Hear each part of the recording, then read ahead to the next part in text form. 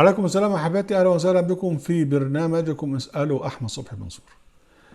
وواحد بيقول لي يعني أنت كل شوية تقول إن ال- الملك المستبد أو السلطان أو الخليفة يملك الشعب إزاي؟ ده ما بيحصلش. أقول له لا، بيحصل.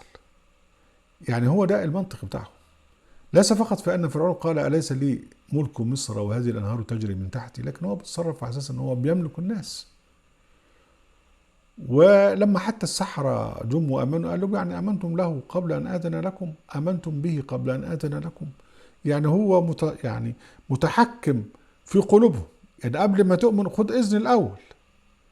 ليس متحكما فقط في اجسادهم، وطبعا امر ان هم يقتلوا ويصلبوا وتقطع ايديهم وارجلهم، لكن هو برضه متصور انه يملك قلوبهم، وانهم يجب ان ياخذوا منه الاذن قبل ان يؤمنوا. فده يعني هو معنى أنه الذي يملك الأرض ومن عليه. يعني أليس لي ملك مصر وإذا أنها ترجع من تحتي، برضو أرضا يملك الناس. وبعدين بقى يجمع الناس عشان خاطر يحضروا بقى المباراة بين موسى وبين قوم. هو ده المستبد. وهو فرعون ربنا سبحانه وتعالى كرر ذكره في القرآن الكريم لأنه جعله يعني مثلا لكل مستبد يأتي بعده. وقال لك كدأب آل فرعون. دي تكررت 3 مرات، مرتين في سورة الأنفال ومرة في سورة آل عمران. وربنا جعله إمام وسلف للقوم الظالمين، وربنا كرره عشان خاطر نفهم منه ثقافة الاستبداد ونحذر منها. وبعدين مش أنا اللي قلت إن السلطان يملك الأرض ومن عليها. ده هو ده اللي موجود في التراث. ده اللي موجود في التراث، إن هو يقول لك الراعي والرعية. الراعي اللي هو بيرعى، والرعية اللي هم المواشي اللي هو بيرعاها. ويقول لك للإمام أن يقتل ثلث الرعية لإصلاح الثلثين. بيملك البهايم دول، بيملكهم. ومن حقه انه يقتل تلتهم عشان خاطر يصلح التلتين، يصلح وبعدين ممكن بقى التلتين دول برضه لهم عايزين تصليح، يقتل منهم وهكذا. فهو يملك الرعية. وده اللي كان المفهوم بتاع الخلفاء الفاسقين من اول ابو بكر لغاية الخليفة العثماني. وده اللي كان عند السلاطين كلهم، انهم يملكون الارض ومن عليها.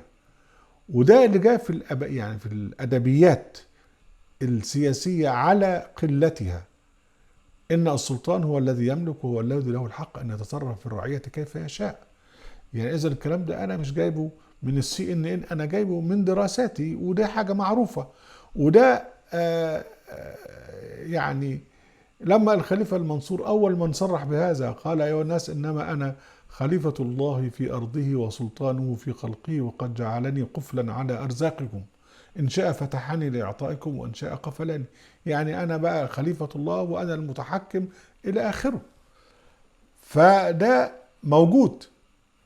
لكن لما نيجي نرجع للقرآن الكريم بقى هناخد مثل يعني جاء في سورة النمل. الهدهد قال لسليمان ايه؟ قال وجئتك من سبأ بنبأ يقين. يقول اني وجدت امرأة تملكهم وأوتيت من كل شيء ولها عرش عظيم. شوف بقى امرأة اللي هي الملكة تملكهم، اذا هي تملك الرعية اهي. وده كلام صح. وتملكها بايه؟ تملكهم بايه؟ بأن معها العصبة. ما هو فرعون مش هيحكم بنفسه، وعشان كده ربنا بيقول لك قوم فرعون. القوم بتاعه اللي هم الحرس، اللي هم الجند، يقول لك فرعون وجنوده، اللي هم الطقم بتاعه كله فرعون وقومه آل فرعون. دول كلهم عشان كده ربنا أغرقهم كلهم مرة مع بعض مرة واحدة. فملكة سبأ مع اللي بتحكم الناس بإيه؟ بالجند بتوعها، بالقادة بتوعها، بالملأ بتاعها. وربنا ذكر يعني هذا في سورة النمل برضو الآيات 32 و 33. قالت يا أيها الملأ أفتوني في أمر ما كنت قاطعة أمرا حتى تشهدون. الولاية ديمقراطية يعني، خلي بالك. قالوا نحن أولو قوة وأولو بأس شديد والأمر إليك فانظري ماذا تأمرين. هي بتملك قومها بالملأ ده، وده اللي موجود دلوقتي. سيسو أو السيسي بالملأ بتوعه، بالجيش بتاعه، بالقضاء الشاخخ بتاعه، بالنيابة بتاعته اللي مش بتدافع عن الناس، بتدافع عنه، هو الذي يقهر المصريين، وهو الذي يعني يخيل إليه أنه يملك مصر وما عليها ومن عليها، وبيعطي نفسه الحق أنه يتنازل عن جزيرتين، ويتنازل عن حقوق مصر في البترول، ويتنازل عن حق مصر في النيل. هو حر، دي بلده، دي بلده. فحكاية انه يملك الارض ومن عليها ده لها اصل في القرآن ولها اصل في التراث، وده اللي احنا عايشينه. وبتلاقي دولة بتسمى باسم الحكام بتوعها. الدولة الأموية باسم الجماعة الأمويين، الدولة العباسية باسم الجماعة العباسيين، الدولة الفاطمية باسم الجماعة الفاطميين، الدولة العثمانية باسم الجماعة العثمانيين، الأيوبية، وهكذا لغاية لما جينا بقى وتلاقي بقى المملكة الأردنية الهاشمية، عشان صاحبنا اللي بينتسب إلى بني هاشم، أو الدولة السعودية عشان خاطر آل سعود. يعني هو واحد، يعني شو بالك أنت واحد ملك بيت يحط عليه الاسم بتاعه، ده بيتي. فواحد بيملك دولة يحط عليه الاسم بتاعه، الدولة السعودية، المملكة العربية السعودية، باسم الأسرة بتاعته. بالتالي بقى الناس دول سعوديين، مش سعوديين بنسبهم لعبد العزيز آل سعود وآل سعود، لا، سعوديين يعني مماليك لآل سعود. واحنا الحمد لله يعني مش حد في مصر يقول لك الدولة الناصرية أو الدولة السيساوية أو الدولة الساداتية أو نور، لا، احنا مصريين يعني، أو يعني بننسب إلى مصر، بننسب للوطن، مش بننسب إلى نظام حكم.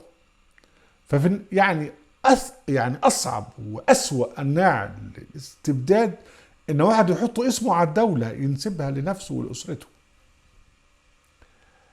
فبالتالي بقى أن عبارة أن الخليفة أو السلطان يملك الأرض ومن عليها لها أصل، طبعا لها أصل قرآني وقلناه، ولها أصل في التراث، ولها واقع مرير وموجود.